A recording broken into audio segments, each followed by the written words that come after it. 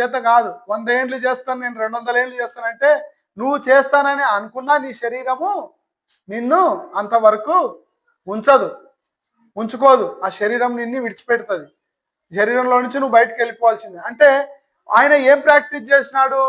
నేను ఒక ఎమ్మెల్యేగాను, ఒక ఎంపీగా, ఒక ముఖ్యమంత్రిగా కావాలని ఆయన పాదయాత్రలు చేసి వాళ్ళు ఒక పొజిషన్కి వెళ్ళడానికి రోజు ప్రాక్టీస్ చేసినారు. అది కొంతకాలమే వాళ్ళకు.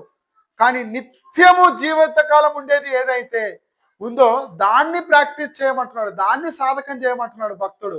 అందుకే ఈ లోకపు ఎంత అధికారులైనా సరే, ఒక కలెక్టర్ అయినా సరే, ఇంకా అంతకన్నా పై పోస్టులు ఏదైనా ఉన్నా దాన్ని అయినా సరే, నువ్వు ఈ లోకంలో అది నీకు కొంతకాలమే నీకు ఫుడ్ పెడుతుందేమో, కానీ జీవితకాలం నీకు అది ఫుడ్ పెట్టదు. కాబట్టి దాని విషయమైన ఆసక్తి కంటే, దాని విషయమైన సాధకం కంటే ఆత్మ విషయమైన సాధకం, నీ ఆత్మ నరకానికి పోకుండా ఉండడానికి ఏం సాధకం చేయగలుగుతావు ఆ సాధకము నిత్యము చెయ్యి. నీకు ఎంత శాతనైతే అంత చెయ్యి. అయితే అదే నిన్ను నిత్యం నిలబెడుతుంది అంటున్నాడు. హెబ్రీలకు రాసిన పత్రిక 5వ అధ్యాయం 14వ వచనం కూడా ఒక మాట ఉంటుంది చూడండి.